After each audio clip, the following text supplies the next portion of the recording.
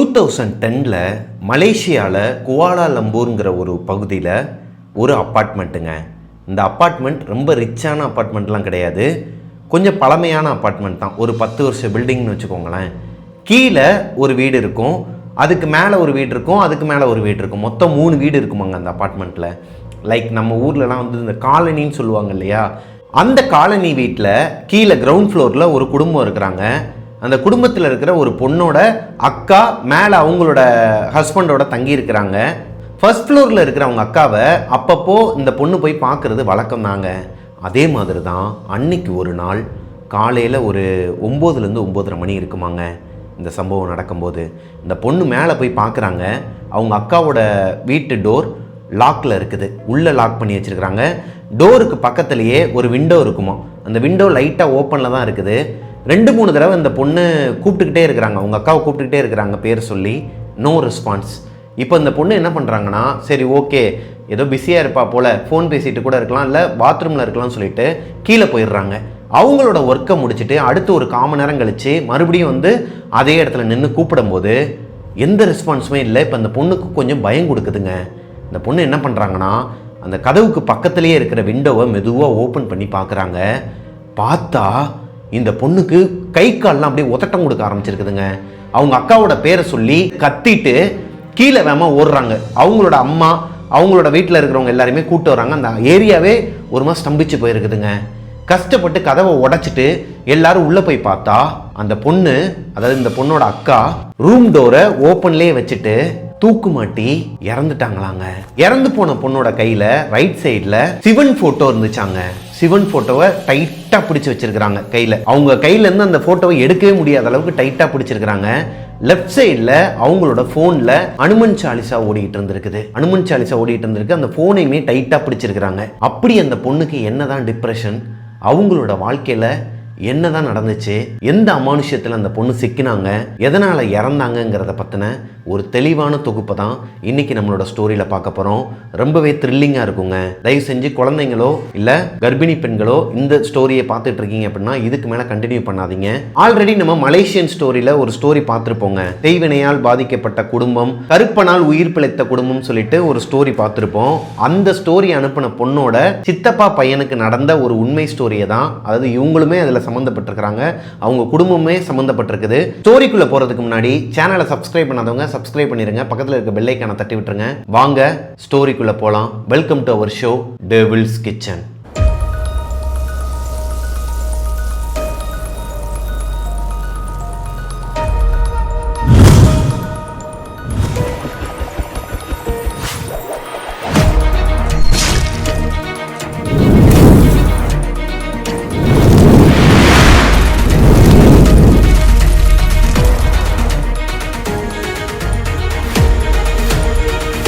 Hello ghosties, நான் உங்களோட பிரபாகரன். இன்னைக்கு நம்ம பார்க்க போற ஸ்டோரி நமக்கு ரொம்பவே ஸ்பெஷலான ஸ்டோரிங்க. என்னன்னா, நம்ம டெவில்ஸ் கிச்சன் ஆரம்பிச்சு 100வது ஸ்டோரி போட்டோம் இல்லையா, செய்வினை ஏவலால் பாதிக்கப்பட்ட குடும்பம், களமிறங்கிய கருப்பசாமின்னு சொல்லிட்டு மலேசியன் ஸ்டோரி ஒன்று போட்டிருப்போம்.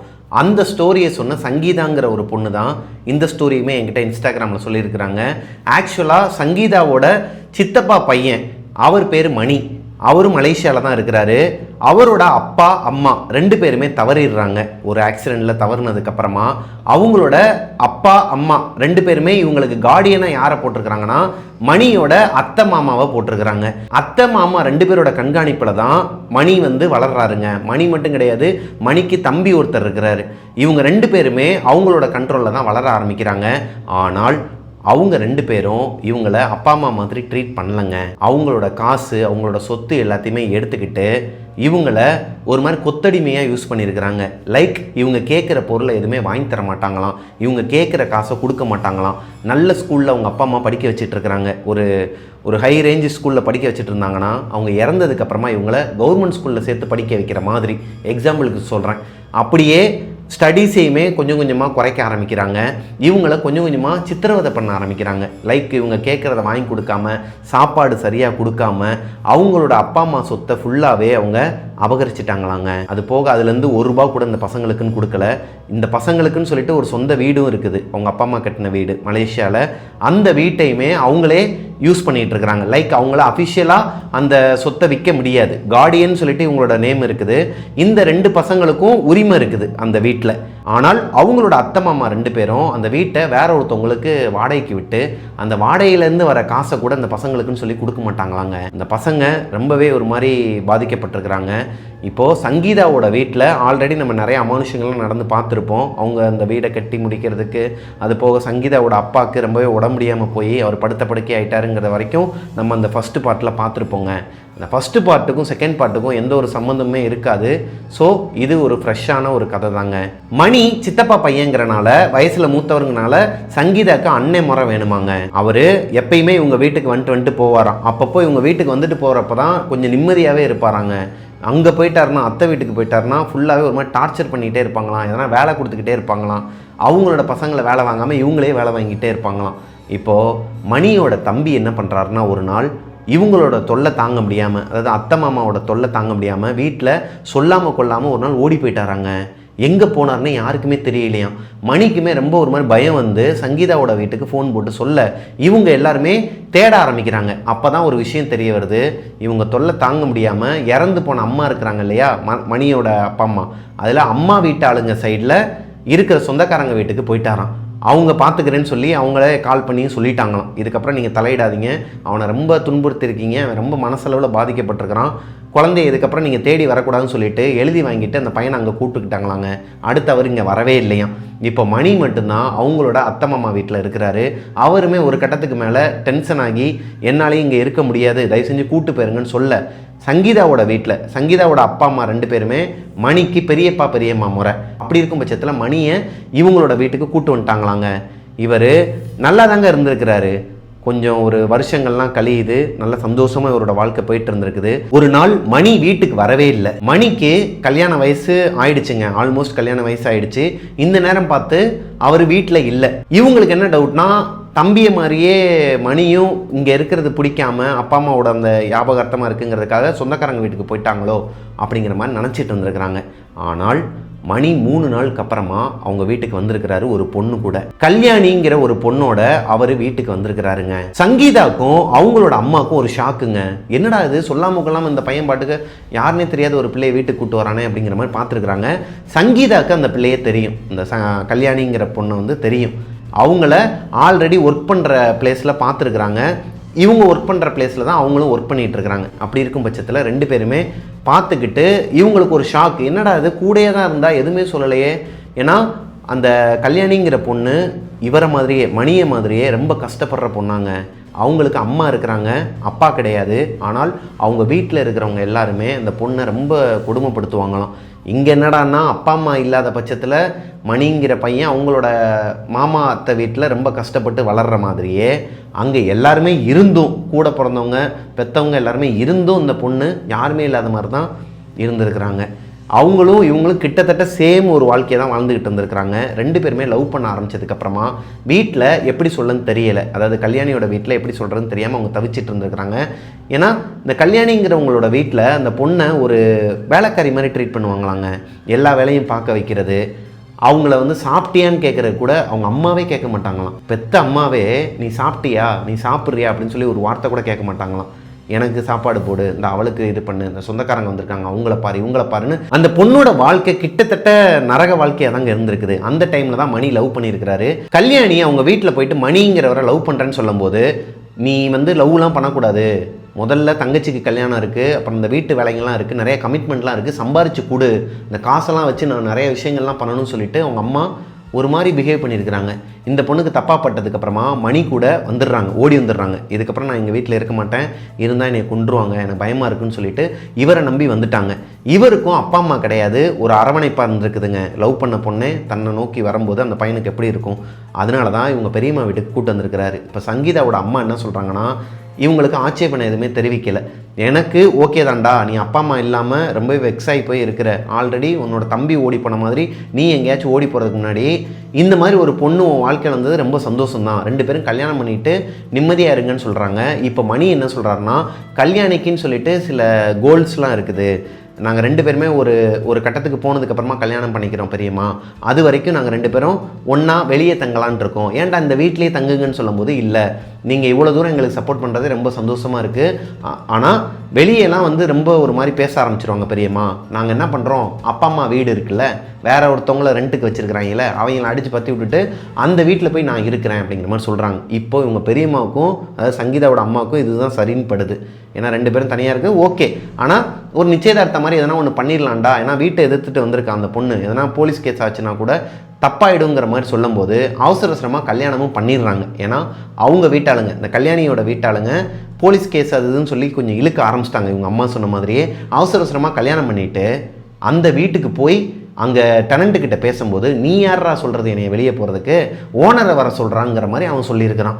இப்போ இவர் அவங்களோட மாமா அத்தை இருக்கிறாங்க இல்லையா அவங்கக்கிட்ட போய் சண்டை போட்டு அவங்க கொடுக்கவே முடியாதுன்னு இருக்கிறாங்க.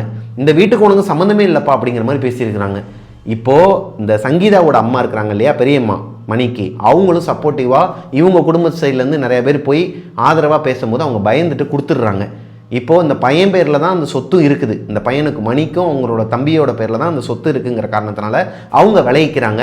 இப்போது இவங்க 2 பேரும் கல்யாணம் பண்ணிக்கிட்டு மணியும் கல்யாணியும் கல்யாணம் பண்ணிக்கிட்டு சந்தோஷமாக அவங்களோட லைஃப்பை அவங்க அப்பா அம்மா கட்டின அந்த வீட்டில் ஆரம்பிக்கிறாங்க. இந்த வீட்டில் ஆரம்பிக்கும் போது அவங்களுக்கு ஏகப்பட்ட விஷயங்கள் ஒரு மாதிரி தடங்களாகவே இருந்திருக்குது. பால் காய்ச்சும் போது பால் கரைஞ்சி போகிறது, அந்த வீட்டுக்கு போனதுமே கல்யாணியும் மணியும் ஒன்றா இருக்கிற ஃபோட்டோவை இந்த கல்யாணம் பண்ண ஃபோட்டோவை ஃப்ரேம் போட்டு மாட்ட போகும்போது அது தவறி கீழே விழுந்து நொறுங்கிடுதுங்க. இவங்க 2 பேருக்குமே மனசே சரி கிடையாது. அப்போது இந்த சங்கீதாவும் அவங்களோட அம்மாவும் தான் அவங்களுக்கு கொஞ்சம் ஆதரவாக இருந்திருக்கிறாங்க. இதெல்லாம் நீங்கள் கணக்கிலே எடுத்துக்காதீங்க, உங்களோட லைஃப்பை சந்தோஷமாக இங்கேருந்து ஸ்டார்ட் பண்ணுங்கன்னு சொல்லிட்டு அங்கே விட்டுடுறாங்க. கல்யாணிங்கிற பொண்ணு எல்லாரு கூடயுமே அந்தளவுக்கு அட்டாச்சாக பழகிற ஒரு கேரக்டர் கிடையாதாங்க. ஆனால் ரொம்பவே நல்ல பொண்ணாக, ரொம்ப ஸ்ட்ராங்கான பொண்ணாக, அவங்களுக்கு வில் பவர் ஜாஸ்தியாங்க. அப்பா அம்மா யாரையுமே எதிர்பார்க்க மாட்டாங்களாம். அவங்களுக்கு ஒரு விஷயத்தில் கான்ஃபிடென்ட் இருக்குன்னா அதை நோக்கி மட்டும்தான் போவாங்களாம். மணிங்கிறவர் கொஞ்சம் வீக்கானவர் தான், லைட்டாக கோபம் வந்தால் கூட சுருக்குன்னு பேசுகிறது. கல்யாணியை வெளியே வச்சுலாம் அடிச்சிருக்கிறாராம், வீட்டுக்கு வெளியே வச்சு அடிச்சிருக்கிறாராம். அவர் அடித்தார்னா கூட அழுதுகிட்டே அந்த வீட்டிலே தான் உட்காந்துருப்பாங்களாம் கல்யாணி. சில நேரம் சங்கீதா வரும்போது போட்டு கொடுப்பாங்களாம், இல்லை சங்கீதாவோட வீட்டுக்கு வருவாங்களாம். இப்படியே உங்களோட லைஃப் நார்மலாக ஒரு ஹஸ்பண்ட் அண்ட் ஒய்ஃப்குள்ளே எப்படி போகுமோ அந்த மாதிரி ஸ்டார்ட் ஆகி நல்லா தாங்க போயிட்டு இருந்திருக்குது. சங்கீதாவும் கல்யாணியும் க்ளோஸ் ஃப்ரெண்ட்ஸ் மாதிரி பழகுவாங்களாம். இவங்க 2 பேருமே என்னதான் முறைப்படி இந்த தம்பி அண்ணனோட ஒய்ஃப்னா அண்ணி முறை வருமா இவங்களுக்கு, அண்ணி மாதிரியே பழக மாட்டாங்களாம், ஒரு க்ளோஸ் ஃப்ரெண்டு மாதிரி தான் பழகுவாங்களாம். எதுனாலும் ஓப்பனாக சொல்கிறது, இவங்களுக்குள்ளே பேசிக்கிறது இப்படி தான் போகுமாங்க. அப்போது மணியை பற்றி அவங்க அப்பப்போ கம்ப்ளைண்ட் பண்ண ஆரம்பிச்சிருக்கிறாங்க. கல்யாணி இந்த மாதிரி குடிச்சிட்டு வராரு, சில நேரம் வந்து நான் சொல்கிறத கேட்க மாட்டேங்கிறாரு, ரொம்ப ஒரு மாதிரி டென்ஷன் ஆகிடுறாரு, ஹைப்பர் ஆகிடுறாரு, யாராச்சும் ஒருத்தவங்க லைட்டாக ஏற்றி விட்டால் கூட ஒரு மாதிரி பற்றிக்கிறாரு அப்படிங்கிற மாதிரிலாம் சொல்கிறாங்க. அப்போது மணியை பற்றி சில விஷயங்கள்லாம் இவங்க சொல்கிறாங்க. அவன் வந்து ரொம்ப நல்ல பையன், அவங்களோட அப்பா அம்மா இல்லாத காரணத்தினால அவங்க மாமா அத்தை ரொம்பவே கொடுமைப்படுத்தி வளர்த்தாங்க. கிட்டத்தட்ட ஒரு 5 வருஷமாக அவன் நரக வேதனையை அனுபவிச்சான். அவனோட தம்பி இந்த மாதிரி ஓடி போயிட்டான், இதெல்லாம் உன்கிட்ட சொல்லியிருப்பான்னு நினைக்கிறேன், இருந்தாலும் உனக்கு ஒரு ரீகால் பண்ணுறேன்னு சொல்லிட்டு இவங்களுக்குள்ள நல்லது தாங்க பண்ணியிருக்கிறாங்க சங்கீதா. இப்படியே உங்களோட லைஃப் போயிட்டு இருக்கும்போது ஒரு நாள் சங்கீதாவுக்கு, அதாவது சங்கீதாவோட வீட்டுக்கு ஒரு ஃபோன் கால் வருதுங்க. அந்த ஃபோன் காலை சங்கீதாவோட அக்கா தான் அட்டன் பண்ணுறாங்க. வீட்டில் அட்டன் பண்ணி பேசிகிட்டு இருக்கும் போதே மயக்கம் போட்டு விழுந்துடுறாங்க. என்னமோ எதுன்னு சொல்லிட்டு சங்கீதாவோட அம்மாவும் சங்கீதாவும் ஓடி வந்து பார்த்தா கல்யாணி தூக்கு மாட்டி இறந்துட்டா, உடனே எல்லாரும் வாங்க அப்படிங்கிற மாதிரி ஒரு ஃபோன் கால். இவங்களுக்கு கையும் ஓடலை காலும் ஓடலை. நல்லா பேசி நல்லா சிரிச்சுக்கிட்டு இருந்த பொண்ணு, அந்த பொண்ணோட வாழ்க்கை பாஸ்ட்டில் பார்த்தீங்கன்னா கூட பிறந்த தங்கச்சியாக இருக்கட்டும், அவங்க அம்மாவாக இருக்கட்டும், அவங்க சொந்தக்காரங்களாக இருக்கட்டும், அவங்கள ரொம்ப கீழ்த்தரமாக ரொம்ப ஒரு மாதிரி கஷ்டப்படுத்தி வளர்த்துருக்குறாங்க. ரொம்பவே கஷ்டப்படுத்தி தான் வளர்த்துருக்குறாங்க. அந்த பொண்ணு இங்கே கல்யாணமாகி வந்ததுக்கப்புறமா ரொம்ப சந்தோஷமாக இருந்திருக்கிறாங்க. இப்போ இவங்க இருந்த வீடு இருக்கு இல்லையா, அந்த சொந்த வீடு, இந்த வீடை விற்க வேண்டிய சூழ்நிலை வருது. நிறைய கடன் பிரச்சனை காரணத்தினால. அதுக்கு காரணமே அவங்க அத்தை மாமாவாக தான் இருப்பாங்க. அவங்க தான் செய்வன சூனியம் அது இதுன்னு சொல்லி வச்சு இவங்களோட வாழ்க்கையில் நிறைய விஷயங்கள்லாம் நடந்திருக்குதுங்க. அதை பர்சனலாக சொல்ல வேணான்னு சொல்லிட்டாங்க, அதனால் நானும் சொல்ல முடியலை. பட் அவங்களோட வாழ்க்கையில் நிறைய விஷயங்கள் நடந்தனால உயிர் பிழைச்சா போதும், சந்தோஷமாக வாழ்ந்தா போதும் சொல்லி மணியோட அப்பா அம்மா கொடுத்த அந்த சொந்த வீடை விற்றுட்டு எல்லா கடனையும் அடைச்சிட்டு இவங்க சந்தோஷமாக வேறு ஒரு ஃப்ளாட்டில் வாழ்ந்துட்டுருக்குறாங்க. அந்த ஃப்ளாட்டுக்கு கீழே தான் இப்போ நம்ம ஸ்டார்டிங்கில் பார்த்தோம் இல்லையா காலனி வீடு, கீழே அந்த கல்யாணிங்கிற பொண்ணோட அம்மா தங்கச்சி அவங்களோட குடும்பத்தார் எல்லாருமே கீழே இருக்கிறாங்க. இவங்க மேலே ஃபர்ஸ்ட் ஃப்ளோரில் இருக்கிறாங்க. இப்போ கரண்ட்டில் சங்கீதாவோட அக்கா மயக்கம் போட்டு விழுந்துடுறாங்க. இந்த ஃபோன் கால் அட்டன் பண்ணி சங்கீதா கேட்கும்போது அவங்களுக்குமே ஒரு மாதிரி கேராக இருக்குதுங்க. இவங்களால ஏற்றுக்கவே முடியலை. இங்கேருந்து இவங்க வீட்டிலேருந்து கிளம்பி அந்த இடத்துக்கு ஸ்பாட்டுக்கு போகிறாங்க. அங்கே நிறையா போலீஸ்லாம் வந்திருக்கிறாங்க. ஆம்புலன்ஸில் அந்த பாடியை எடுத்துகிட்டு போகும்போது சங்கீதாவுக்கு ஒரு மாதிரி தலை சுற்றி வாமிட் வந்து அங்கே அந்த ஸ்பாட்லேயே வாமிட் எடுத்துருக்குறாங்க. இவங்க இப்படிப்பட்ட ஒரு விஷயத்த பண்ணுவாங்கன்னு இவங்க எக்ஸ்பெக்ட் பண்ணவே இல்லை. அந்த பொண்ணு ரொம்ப ஸ்ட்ராங்கான பொண்ணு. இப்போது மணி ஸ்பாட்டில் இல்லை. மணி வெளியே வேலைக்கு போயிருக்கிறாரு. அவர் வேலைக்கு போய் கிட்டத்தட்ட ஒரு 4-5 மணி நேரத்தில் தான் அந்த சம்பவம் நடந்திருக்குது. அவருக்கும் கால் பண்ணி அவர் பாதியிலே இந்த வேலையை விட்டுட்டு ரிட்டன் வீட்டுக்கு வந்துடுறாரு. வீட்டுக்கு வந்ததுக்கப்புறமா அவர் ரொம்ப அழுதுருக்கிறாருங்க. ஏதோ சின்ன சின்ன சண்டைகள் வருவாங்க இவங்களுக்குள்ள. அப்படி சண்டைகள்லாம் வரும்போது வார்த்தைக்கு நான் வந்து இருக்கும்போது உனக்கு தெரியாது, நான் இறந்தால் தான் உனக்கு தெரியுங்கிற மாதிரிலாம் கல்யாணி சொல்லுவாங்களாம். ஆனால் இந்த மாதிரி ஒரு சூழ்நிலையில் உன்னை பார்ப்பேன்னு எனக்கு தெரியாதுன்னு சொல்லிட்டு நெஞ்சில் அடித்து அழுக ஆரம்பிச்சிருக்கிறாருங்க. இப்போ கல்யாணியோட வீட்டில் இருக்கிறவங்க பெரியவங்க எல்லாருமே என்ன சொல்கிறாங்கன்னா, நீ தாண்டா கொன்னுட்ட, என் பொண்ணை நீ தான் கொன்னுட்ட, அன்னைக்கே உன்னை நம்பி வர வேணான்னு சொன்னோம், உங்களோட குடும்பமே சரி கிடையாது, அப்படி இப்படின்னு தப்பாக பேச ஆரம்பிக்கிறாங்க. அங்கே ஒரு பெரிய கலவரம் வருது. இப்போது இவங்க சங்கீதாவோட வீட்டில் ஆளுங்களாம் இருப்பாங்க இல்லையா, அவங்களாம் என்ன சொல்கிறாங்கன்னா, ஏங்க சம்மந்தமே இல்லாமல் பேசிகிட்டு இருக்கீங்க, அந்த பையன் ஸ்பாட்லேயே கிடையாது, 4 மணி நேரத்துக்கு முன்னாடியே அந்த பையன் வெளியே போயிட்டான், அங்கேருந்து ரிட்டன் வரதுக்குள்ளே இந்த மாதிரி ஒரு சம்பவம் நடந்திருக்குது, நியாயமாக பார்த்தா நீங்கள் தான் கீழ் வீட்டில் இருக்கிறீங்க, உங்களுக்கு தான் உங்கள் மேலே தான் எங்களுக்கு வந்து சந்தேகமாக இருக்குன்னு சொல்லிட்டு இவங்களும் சொல்ல இப்படியே ஆர்கியூ பெருசாகி அப்படியே கொஞ்சம் நேரத்தில் அடங்கிடுதுங்க. ஏன்னா இப்போ கல்யாணிங்கிற பொண்ணோட டெட் பாடி மறுபடியும் உங்களோட வீட்டுக்கு வரப்போகுது. இவங்க எல்லாருமே ஒரு மாதிரி உடஞ்சி போய் உட்கார்ந்து இருந்திருக்கிறாங்க. கல்யாணி இறந்து போனாங்க இல்லையா தூக்குமாட்டி, அந்த வீட்டில் தான் சங்கீதாவோட அக்கா, அம்மா, இந்த மணி எல்லாருமே அங்கே தான் உட்காந்துருக்குறாங்க. இவங்க வீட்டாளுங்க எல்லாருமே உட்காந்துருக்குறாங்க. இப்போது அன்னைக்கு நைட்டு ஒரு 10-10:30 மணி இருக்குமாங்க. அந்த பொண்ணோட பாடி வரதுக்கு அடுத்த நாள் காலையில் ஆகுங்கிற மாதிரி சொல்லிட்டாங்க. ஏன்னா எல்லா டெஸ்ட்டு எல்லாமே முடிஞ்சு வரதுக்கு அடுத்த நாள் காலையில் தான் வரும் அப்படிங்கிற மாதிரி சொல்லிடுறாங்க. இவங்க நைட்டு ஃபுல்லாகவே அங்கே தான் இருந்துருக்குறாங்க. மணியை வந்து தனியாக விடக்கூடாது, நம்ம கூடயே இருக்கணுங்கிற பட்சத்தில் இவங்க எல்லாருமே கூட உட்காந்து இருந்துருக்குறாங்க. அன்றைக்கி நைட்டு இந்த சங்கீதாவும் அவங்களோட அக்காவும் துணிமணியெல்லாம் எடுத்துகிட்டு வந்துடலாம், இங்கே கொண்டு வந்துடலாம், வீட்டிலேருந்து வரும்போது அவசரமாக இந்த நியூஸை கேட்டதுமே கையும் உள்ள காலும் உள்ள அப்படியே வந்துட்டோம், சங்கீதாவோட அம்மாவுக்குமே ட்ரெஸ் எல்லாம் எடுத்துகிட்டு வரலான்னு சொல்லிட்டு அங்கேருந்து சங்கீதாவோட அக்கா தான் கார் ஓட்டுறாங்க. நைட்டு ஒரு 10:30 மணி இருக்குமாங்க. சங்கீதாவோட அக்கா கார் ஓட்டுறாங்க, சங்கீதா அவங்களுக்கு பக்கத்தில் உட்காந்துருக்குறாங்க. இப்போது சங்கீதாவோட அக்கா ஏங்கி அழுதுகிட்டே, ஏண்டி இப்படி பண்ண கல்யாணி, நீ இப்படி பண்ணக்கூடிய ஆளே கிடையாது, என்கிட்ட ஒரு வார்த்தை சொல்லியிருக்கலாமேன்னு சொல்லிட்டு அவங்க மனசில் இருக்கிற வார்த்தைலாம் ஒரு மாதிரி ஓப்பனாக பேசிக்கிட்டு அழுதுகிட்டே வராங்க. அவங்க பேசுகிற வார்த்தையெல்லாம் பார்த்து சங்கீதாவால் கண்ட்ரோல் பண்ண முடியாமல் அவங்களும் அழுதுகிட்டே வராங்க. இப்போது ஒரு கட்டத்துக்கு மேலே இவங்களோட காருக்குள்ளே கல்யாணி யூஸ் பண்ணுற அந்த பாடி ஸ்ப்ரே அதோட ஸ்மெல் வருதாங்க. பயங்கரமாக ஹெவியாக அடிச்சிருக்குது. நல்லா இவங்களுக்கு தெரியும், அவங்க வீட்டுக்கு போகும்போதும் சரி, அங்கேருந்து ரிட்டன் வந்துகிட்டு இருக்கும்போதும் சரி, இந்த ஸ்மெல் இவங்களோட காரில் வரவே இல்லை. ஆனால் அந்த பொண்ணை பற்றி பேச ஆரம்பித்து அழுக ஆரம்பித்ததுக்கப்புறமா ஹெவியாக அந்த பொண்ணோட பாடி ஸ்ப்ரே ஸ்மெல் வந்திருக்குதுங்க. இப்போது அவங்க அக்கா அழுகையை நிப்பாட்டிட்டு ஒரு மாதிரி லைட்டாக பயம் கொடுக்குது அவங்களுக்கு. இருந்தாலும் கண்ட்ரோல் பண்ண முடியாமல் மறுபடியும் அழுகிறாங்க. மறுபடியும் அழுதுகிட்டே, நீ இங்கே தான் இருக்குன்னு எனக்கு தெரியும்டி, என்னை பயன்படுத்தாத, நான் இந்த மாதிரி விஷயங்களுக்கெல்லாம் பயப்படுன்னு உனக்கு தெரியாதான்னு சொல்லிட்டு அழுதுகிட்டே வந்திருக்கிறாங்க. சங்கீதா என்ன சொல்கிறாங்கன்னா, நீங்கள் இங்கே தான் இருக்கிறேன்னா நான் கேட்குற கேள்விக்கு பதில் சொல்லு, எதனால் அந்த முடிவுக்கு வந்த, நீ இப்பேற்பட்ட பொண்ணே கிடையாது, இது எனக்கு என்னவோ மர்மமாக இருக்குது. அந்த பொண்ணோட ப்ரெசன்ஸை இவங்களால் உணர முடியுதாங்க. அந்த பொண்ணு அழுகுறலும் இவங்களுக்கு கேட்குதாங்க. இவங்க 2 பேருக்குமே காரை நிப்பாட்டவே இல்லை, நேராக இவங்களோட வீட்டுக்கு வந்துடுறாங்க. வீட்டுக்கு வந்ததுக்கப்புறமா ரெஸ்ட் ரூமுக்கு போயிட்டு கை காலெலாம் கழுவிட்டு அவங்களோட அந்த துணிமணியெல்லாம் எடுத்து வச்சிட்டு இருக்கும்போது இவங்க அக்காவுக்கும் சரி சங்கீதாவுக்கும் சரி கல்யாணியோட அந்த ஒரு முகம் வந்துட்டு போகுதாங்க. அவங்க இந்த ட்ரெஸ் எல்லாம் எடுத்து போட்டுட்டு இருக்கும்போது சைடு கண்ணில் யாரோ ஒருத்தவங்க நிற்கிற மாதிரி தெரிஞ்சிருக்குது. திரும்பி பார்த்தா அந்த இடத்துல யாருமே இல்லையா.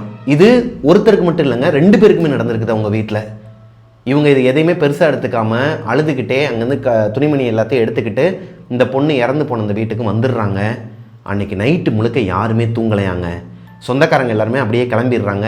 வீட்டில் தங்குனதுன்னு பார்த்தீங்கன்னா சங்கீதாவோட அக்கா, அம்மா, மணி, இவங்க 4 பேர் தான். அன்றைக்கி நைட்டு கல்யாணி தூக்கு போட்டு இறந்தாங்க இல்லையா உள்ள ரூம்குள்ளே, அந்த ரூம்குள்ளே இப்படி ஒரு சத்தம் கேட்குதாங்க. தூக்கில் யாரோ ஒருத்தவங்க தொங்குற மாதிரி இப்படி ஒரு சத்தம் கேட்டு எல்லாருமே எந்திரிச்சு பார்த்துருக்குறாங்க. எல்லாரோட காதுக்குமே இப்படி அந்த பொண்ணு அழுகுரல் கேட்குதான். கல்யாணியோட அழுகுரல் தானா. அன்னைக்கு நைட்டு ஆரம்பித்தது அடுத்தடுத்து இவங்களோட வாழ்க்கையில் ஏகப்பட்ட அமானுஷங்கள் நடந்திருக்குதுங்க. ஸோ அன்னைக்கு நைட்டு முழுக்க யாருமே தூங்கலை. அடுத்த நாள் காலையில் இதை யாருக்கிட்டையுமே அவங்க எக்ஸ்பிளைன் பண்ணலை. அவங்க எப்படி இறந்தாங்க, ஏன் இறந்தாங்கங்கிறது யாருக்குமே தெரியலை. இப்போ மணி அவங்களோட அழுகுறலை கேட்டு அன்னைக்கு நைட்டு ஃபுல்லாக அழுதுகிட்டே இருந்திருக்கிறாரு. உன்னை பற்றி நான் பெருமையாக சொல்லிக்கிட்டே இருப்பேன் எல்லாருக்கிட்டையும். அவளை மாதிரி ஒரு ஸ்ட்ராங்கான பொண்ணை நான் பார்த்ததே கிடையாது என்னோட லைஃப்பில். எங்கள் அம்மா கூட இந்த அளவுக்கு ஸ்ட்ராங்காக இருந்தாங்களான்னு எனக்கு தெரியாது. அவள் அந்த அளவுக்கு ஸ்ட்ராங்கான பொண்ணுன்னு சொல்லிட்டு நான் எனக்கு தெரிஞ்சவங்க கிட்டலாம், என்னோட ஃப்ரெண்ட்ஸ் கிட்டலாம் நான் சொல்கிறேன், அவள் அந்த அளவுக்கு ஸ்ட்ராங்கான பொண்ணுன்னு சொல்லிட்டு நான் எல்லாருக்கிட்டையுமே சொல்லியிருக்கேன். சங்கீதா உங்ககிட்ட கூட சொல்லியிருக்கேன் இல்லையான்னு சொல்லிட்டு சொல்லி அழுகிறாராம். ஆனால் அவகிட்ட எனக்கு பிடிச்ச அந்த ஒரு விஷயமே அவளுக்கு யமனா மாறும்னு எனக்கு தெரில. ஏன்னா தூக்கு போட்டு சாகிறதுக்கு ஒரு பெரிய தைரியம் வேணும் இல்லையா? அந்த தைரியமே அவளை கொன்றுச்சுன்னு சொல்லிட்டு அழுதுகிட்டே இருந்திருக்கிறாருங்க. இப்போ அடுத்த நாள் காலையில் அந்த பொண்ணோட பாடியை எடுத்துகிட்டு வர போகிறாங்க. காலையில் எந்திரிக்கும் போதே இவங்க அண்ணன் என்ன பண்ணிட்டாருன்னா, மணி தூக்கில் தொங்க போயிருக்கிறாரு. ஏன்னா அவர் ரொம்பவே மிஸ் பண்ணுறாருங்க. அவருக்கு அப்பா அம்மா இல்லாத பட்சத்தில் ரொம்பவே வெக்ஸாகி இருக்கும்போது கல்யாணி தான் உறுதுணையாக இருந்திருக்கிறாங்க. 2 பேருமே சந்தோஷமாக தான் இருந்திருக்கிறாங்க. இப்போ அவங்களோட இழப்பை இவரால் ஏற்றுக்க முடியாமல் இவரும் சூசைட் பண்ணிக்கிறதுக்காக தூக்குமாட்ட போகிறப்போ சங்கீதா யதார்த்தமாக எந்திரிச்சிருக்கிறாங்க. காலையில் விடிய காலையில் 4:30 மணிக்கு தூக்குமாட்ட போயிருக்கிறார். யதார்த்தமாக எந்திரிக்கும் போது டக்குன்னு பார்த்து எல்லாரையுமே கூப்பிட்டு அவரை காப்பாற்றிருக்கிறாங்க. இப்போது அடுத்த நாள் காலையில் அவங்களோட பாடி வந்துடுதுங்க. கல்யாணியோட பாடி இங்கே வந்ததுக்கப்புறமா அவங்களோட அம்மா அவங்க சொந்தக்காரங்களாம் மணியை ஒதுக்குறாங்க. நீ இந்த பக்கமே வரக்கூடாது, நீ சாங்கியை எதுவுமே பண்ணக்கூடாது, இவளை கொன்னதே நீ தான் அப்படிங்கிற மாதிரி என்னென்னமோ சொல்ல ஆரம்பித்ததுக்கப்புறமா இவரால் அதெல்லாம் தாங்கிக்க முடியல, அழுதுகிட்டே நின்றுட்டு இருந்திருக்கிறாரு. இவருக்கு ஒன்றுமே புரியலை. என்னடா பேசுகிறீங்க, அவள் உயிரோடு இருக்கும்போது நீங்கள் அவளுக்கு எதுவுமே பண்ணலை, அவளை ரொம்ப கொடுமைப்படுத்தி அடிமையாக தான் வச்சுக்கிட்டு அவளோட காசெல்லாம் பிடுங்கிக்கிட்டு அவளை ஏமாற்றிக்கிட்டு தான் இருந்தீங்க. அவள் என்னை லவ் பண்ணி என்கிட்ட வந்ததுக்கப்புறமா உங்களுக்கு காசு கிடைக்கலங்கிறதுக்காக என்ன வேணாலும் பேசுவீங்களா அப்படிங்கிற மாதிரி ஒரு சுச்சுவேஷனில் தான் இருக்கிறார். ஆனால் அவர் பேசாத விஷயங்கள் எல்லாத்தையுமே சங்கீதாவும் அவங்களோட வீட்டாளங்களும் பேசி திட்டுறாங்க. மறுபடியும் ஒரு கலவரம் வருது. இருந்தாலும் அந்த இடத்துல இருக்கிறவங்க எல்லாரும் பெரியவங்களாம் பேசி இவர் சில சாங்கியங்கள்லாம் பண்ண வேண்டியதாங்க, அதெல்லாம் எதையுமே பண்ண விடலை. லாஸ்ட்டாக கல்யாணியோட கையை பிடிச்சி ரொம்ப நேரமாக உட்காந்து அழுக மட்டும் தாங்க செஞ்சிருக்கிறாரு மணி. அதுக்கு மேலே அவரை எதுவுமே பண்ண விடலையாம். கல்யாணியோட அம்மா மணியை சப்புன்னு கன்னத்தில் அரைஞ்சது மட்டும் இல்லாமல் அவரை தள்ளியும் விட்டுருக்குறாங்க. இந்த நாளை அவரால் மறக்கவே முடியாதாங்க. இவங்க யாராலையும் மறக்கவே முடியாதான். இப்போ கல்யாணியோட பாடியை அங்கேருந்து எடுக்கிறதுக்கு முன்னாடி சில சாங்கியம்லாம் பண்ணுவாங்க இல்லையா? சாங்கியம் பண்ணுறதுக்காக ஒரு ஐயர் வந்திருக்கிறாருங்க. அவர் என்ன பண்ணுறாருன்னா, எல்லாருமே அவங்கவுங்க கொஞ்சம் சண்டை போட்டு பேசி வேற ஒரு மைண்ட் செட்டில் ஒரு பக்கம், இன்னொரு பக்கம் அவங்களுக்கு நெருக்கமான ஒரு பர்சன் இறந்து போயிட்டாங்க, அந்த வருத்தத்தில் ஒரு பக்கம் இருக்கும்போது அமானுஷ்யமா இவர் என்னடான்னா, ஏமா இப்போ அழுது என்ன பிரயோஜனம், நீ முன்னாடியே யோசித்துருக்கணும், நீ இதுக்கு மேலே அழுகிற வேலைலாம் வச்சுக்காத அப்படிங்கிற மாதிரி யாரு கூட தனியாக பேசிட்டு இருக்கிறாரு. யாருக்கிட்ட பேசுறீங்கன்னு சொல்லிட்டு பக்கத்தில் இருக்கிறவங்க கேட்டா, இந்த இறந்து போன பொண்ணு தான் இங்கே தான் நிற்கிறா, அழுதுகிட்டு இருக்கிறா அப்படிங்கிற மாதிரி சொல்ல அங்கே இருக்கிறவங்க எல்லாருக்குமே ஒரு மாதிரி தூக்கி போட்டிருக்குதுங்க. என்ன சாமி சொல்றீங்க? இவங்களால அதை ஃபீல் பண்ண முடியுது. ஏன்னா ஆல்ரெடி அந்த கல்யாணிங்கிற பொண்ணோட ப்ரெசன்ஸை இவங்க நைட்டே அவங்களோட வீட்டில் உணர்ந்துக்கிட்டு தான் இருக்கிறாங்க. இந்த ஸ்பாட்லேயும் உணர்ந்துக்கிட்டு தான் இருக்கிறாங்க. இவங்களால நல்லாவே உணர முடியுதான், கல்யாணி இவங்களை விட்டு போகலை, பக்கத்திலே தான் நிற்கிறாங்கங்கிற மாதிரி இவங்களால ஃபீல் பண்ண முடியுது. அதுக்கேற்ற மாதிரி அந்த ஐயரும் சொல்கிறாரு. இவங்களுக்கு எந்த பக்கம் ஃபீல் ஆகுதோ அந்த பக்கம் பார்த்து தான் அவரும் பேசுகிறாரு. இது எப்படிங்க சாத்தியமாகும்? சங்கீதா என்ன சொல்கிறாங்கன்னா, நமக்கு நெருக்கமான ஒருத்தவங்க இறந்து போனாலும் நம்ம கூடயே தான் இருப்பாங்க, நம்ம பக்கத்திலே தான் இருப்பாங்க அப்படிங்கிற மாதிரி சொல்கிறாங்க. ரொம்ப லவ் பண்ண ஒருத்தர் மேலே, அது அம்மாவாக இருக்கலாம், அப்பாவாக இருக்கலாம், இல்லை லவ்வராக இருக்கலாம், நம்ம ஃப்ரெண்டாக இருக்கலாம், இல்லை கல்யாணம் ஆகி இந்த மாதிரி ஒரு ஒய்ஃபாக கூட இருக்கலாம், அவங்களோட ப்ரெசன்ஸை நம்மளால் உணர முடியுமாங்க? அவங்க இங்கே நிற்கிறாங்கன்னா நமக்கு நல்லாவே தெரியுமா? கல்யாணியோட பாடியை கொண்டு போய் எரிச்சிடுறாங்க. சாங்கியம் எல்லாத்தையும் முடிச்சுட்டு இதுக்கப்புறம் தாங்க பயங்கரமான சம்பவங்கள்லாம் ஆரம்பிச்சிருக்குது. கல்யாணி இருந்தாங்க இல்லையா ஒரு வீடு, அந்த ஃபர்ஸ்ட் ஃப்ளோரில், அங்கே டோர் எல்லாத்தையுமே லாக் பண்ணிட்டு இவங்க வெளியே வரும்போது கல்யாணியோட உருவம், அந்த வீட்டுக்குள்ளே யாருமே கிடையாது, ஒரு பொண்ணோட உருவம் அந்த ஜன்னலில் தெரிஞ்சிருக்குது. உள்ளே யாராச்சும் நின்னாங்கன்னா அந்த ஜன்னலில் வெளியே தெரியும் இல்லையா? அந்த மாதிரி கலர் கலராக இருக்குமா, ரெட் கலர் எல்லோ கலர்னு சொல்லிட்டு லைட் கலராக இருக்குமா. உள்ளே லைட்டு போட்டு தான் வெளியே வந்திருக்கிறாங்க. உள்ள யாரோ ஒரு பொண்ணோட உருவம் பிம்பம் தெரிஞ்சிருக்குது. உடனே விண்டோவை ஓப்பன் பண்ணி பார்த்துருக்குறாங்க, உள்ளே யாருமே இல்லை. இந்த மாதிரி அந்த வீட்டுக்குள்ளே, அந்த பொண்ணு தூக்கு போட்டு இறந்த அந்த வீட்டுக்குள்ளே அடிக்கடி அழுகிற சத்தம், கொலுசு சத்தம், இங்கிட்ட அங்கிட்ட யாரோ ஒருத்தவங்க ஓடுற மாதிரியான சத்தங்கள்லாம் கேட்டிருக்குன்னு சொல்லிட்டு அங்கே அந்த கீழே வீட்டில் இருக்கிற அவங்க வீட்டாளுங்களே சொல்லி குழம்பி இருக்கிறாங்க. அவள் இன்னும் சாகலை, இங்கேயே தான் இருக்கிறா, அவள் ஆத்மா சாந்தி அடையலை, 16 முடிகிற வரைக்கும் அவளோட ஆத்மா இங்கிட்டே தான் சுற்றிக்கிட்டு இருக்குங்கிற மாதிரி நிறைய பேர் சொல்ல ஆரம்பிச்சிருக்கிறாங்க. இந்த பக்கம் சங்கீதாவோட வீட்டில் இவங்க இந்த காரியத்தெல்லாம் முடிச்சுட்டு அவங்க வீட்டுக்குள்ளே போகும்போது அவங்க அம்மா சொல்லியிருக்கிறாங்க, கை காலெல்லாம் கழுவிட்டு, மஞ்சத்தண்ணியில் கை காலெல்லாம் கழுவிட்டு வீட்டுக்குள்ளே வாங்கன்னு இருக்கிறாங்க. அதே மாதிரியே சங்கீதாவோட அக்கா எல்லாருமே கை காலெல்லாம் கழுவிட்டு தான் வீட்டுக்குள்ளே போயிருக்கிறாங்க. ஆக்சுவலாக இதுக்கப்புறம் தான் இவங்களுக்கு எல்லா இடத்துலையுமே அவங்களோட ப்ரெசன்ஸை உணர ஆரம்பிச்சிருக்கிறாங்க. அவங்க வீட்டுக்குள்ளே போகும்போது சைடு கண்ணில் யாரோ ஒருத்தவங்க நிற்கிற மாதிரியே இருக்குமா, நல்லா தெரியுமாங்க அது கல்யாணி தான், கல்யாணியோட உருவம் தான். சைடு கண்ணில் பார்த்தா தெரியுமா, அப்படியே இப்போ திரும்பி பார்த்தா அங்கே யாருமே இருக்க மாட்டாங்களாம். இந்த மாதிரி சங்கீதாவுக்கு மட்டும் இல்லை, சங்கீதாவோட அம்மா, அக்கா, இவங்க 3 பேருக்குமே கல்யாணியோட உருவம் சைடு கண்ணில் தெரிய ஆரம்பிச்சிருக்குது. லைக் எங்கெங்கேயோ இவங்க கூடயே நிற்கிற மாதிரியான ஒரு உணர்வு இருந்திருக்குதுங்க. இந்த சாங்கியத்தெல்லாம் முடிச்சுட்டு அன்னைக்கு நைட்டு அவங்களோட வீட்டுக்குள்ளே வந்ததுக்கப்புறமா வீட்டு வாசல்ல இருந்து கல்யாணியோட வாய்ஸில் இவங்க பேரெல்லாம் சொல்லி சொல்லி கூப்பிட்றாங்களாம். சங்கீதாவை கூப்பிட்டுருக்காங்க ஃபஸ்ட்டு. இவங்களுக்கு டக்குன்னு எந்திரிச்சு ஏதோ ஒரு ஞாபகத்தில் இருடி கல்யாணி இதோ வரேன்னு சொல்லிட்டு போயிருக்கிறாங்க. அப்பப்போ வீட்டுக்கு வந்துட்டு போகிற பொண்ணுங்கிறனால இவங்களோட வீட்டில் 2 நாய் வளர்க்குறாங்களாங்க. இந்த 2 நாய்க்குட்டிங்களில் ஒன்று ரகடாக இருக்குமா, இன்னொன்று ரொம்ப சாஃப்டாக இருக்குமா. இந்த சாஃப்டாக இருக்கிற நாய் கூட அந்த பொண்ணு ஜாலியாக விளையாடுவாங்களாம், வாழாட்டிக்கிட்டு ஒரு மாதிரி சவுண்டு கொடுத்துக்கிட்டே இருக்குமாங்க அவங்கக்கிட்ட. இன்னொரு நாய் இருக்கு இல்லையா, ரகடானது, அதுக்கு அவங்கள பிடிக்கவே பிடிக்காதான் கல்யாணியை. வந்தாலே ஒரு மாதிரி கத்தி கத்தி குலைச்சிக்கிட்டு கடிக்க வர மாதிரிலாம் பண்ணிக்கிட்டு இருப்பானா. இப்போது இவங்களோட வீட்டுக்குள்ளே இவங்க எல்லாருமே இருக்கும்போது வெளியே இருந்து சங்கீதா வா வெளியே வா, நான் இங்கே தான் இருக்கிறேன் அப்படின்னு சொல்லிட்டு கூப்பிடுற சத்தம் கேட்குமா. இவங்க எந்திரிச்சு வெளியே போகும்போது இந்த 2 நாய்களுமே கத்த ஆரம்பிச்சிருக்குது. இப்போ அவங்க அம்மா கூப்பிடுறாங்க, எங்கடி போகிற, இல்லை கல்யாணி வெளியே கூப்பிட்றா, என்னடி பேசிக்கிட்டு இருக்கேன்னு சொல்லணும். அப்போ தான் இவங்களுக்கு ஒரு செகண்டு ஸ்ட்ரைக் ஆகுது, ஐயோ கல்யாணி இறந்துட்டா. ஆக்சுவலாக இந்த சங்கீதாங்கிற பொண்ணு அவங்களோட பர்த்டே, இந்த பொண்ணு இறந்த அன்னைக்கு, கல்யாணி இறந்த அன்னைக்கு உங்களுக்கு பர்த்டே, கோவிலுக்கு போயிருக்கிறாங்க. கோவிலுக்கு போனப்போ அவங்கள பார்த்துருக்குறாங்க, யாரை, கல்யாணியை பார்த்துருக்குறாங்க சங்கீதா. என்னடி இந்த பக்கம்னு சொல்லி கேட்கும்போது எதுவுமே பேசாமல் சிரிச்சுக்கிட்டு இந்த வந்துடுறேன்னு சொல்லிட்டு போயிட்டாங்களாம். யதார்த்தமாக சிரிச்சுட்டு போயிட்டாங்களாம். அந்த மாதிரி பேசிட்டு போகிற பொண்ணு கிடையாது, ஏதோ ஒரு பிரச்சனை அவங்களுக்கு இருந்திருக்குதுங்க. அது போக அந்த பொண்ணு இறக்கிறதுக்கு முன்னாடி 3 நாளாக இந்த கோவிலுக்கு போயிட்டு வந்துருக்குறாங்க. சைவ சாப்பாடு மட்டும்தான் சாப்பிடுவாங்களாம். சாமிக்கு விரதமும் இருந்திருக்கிறாங்கன்னு சொல்லிட்டு அந்த இறந்து போன பொண்ணோட தங்கச்சி போய் பார்த்தாங்க இல்லையா. இவங்க இறந்து போனப்போ அவங்க தான் ஜன்னலை ஓப்பன் பண்ணி பார்த்துட்டு அவங்க பேர் சொல்லி கத்திட்டு கீழே போயிட்டு அவங்க அம்மாவெல்லாம் கூப்பிட்டு வந்தது. அந்த பொண்ணு சொல்லியிருக்கிறாங்க, என்னன்னே தெரில, ஒரு மாதிரி தனிமையிலேயே இருந்தா, 3 நாளாக வந்து அவளோட முகமும் சரி கிடையாது, ரொம்ப ஒரு மாதிரியாக இருந்தா அப்படிங்கிற மாதிரி சொல்லியிருக்கிறாங்க.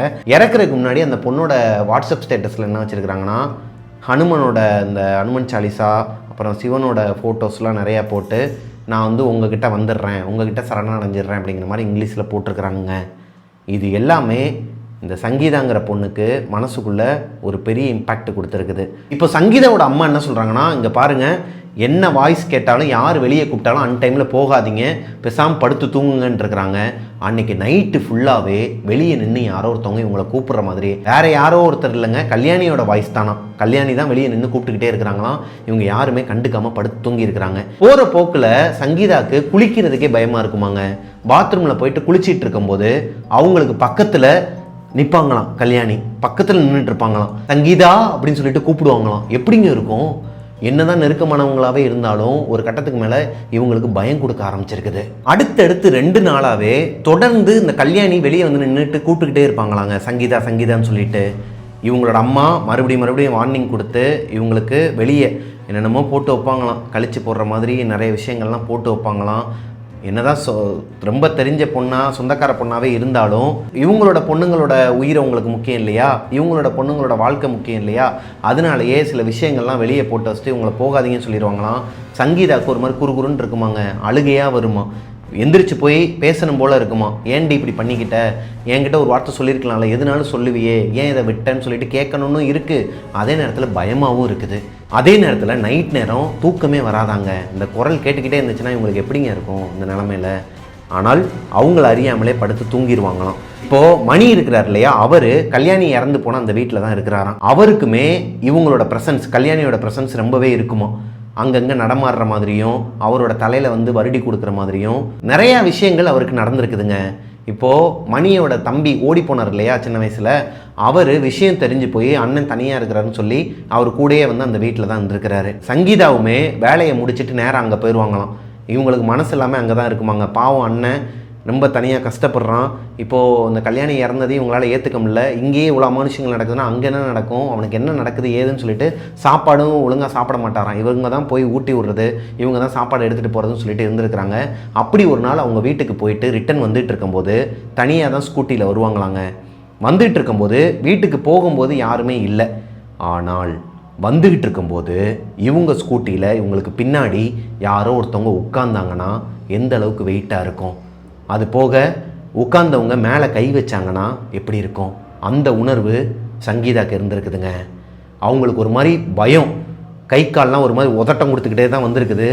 எப்படியோ வீட்டுக்கு வந்துட்டாங்களாங்க. வீட்டுக்கு வந்து பைக்கை நிப்பாட்டுற வரைக்குமே பின்னாடி யாரோ ஒருத்தவங்க உட்காந்துருந்ததை அவங்களால உணர முடிஞ்சிருக்குது. அந்த ஏரியாவில் இருக்கிற ஸ்ட்ரீட் டாக்ஸ் எல்லாமே இவங்க வரும்போது ஒரு மாதிரி குலைச்சிக்கிட்டே பின்னாடியே ஓடி வந்திருக்குது.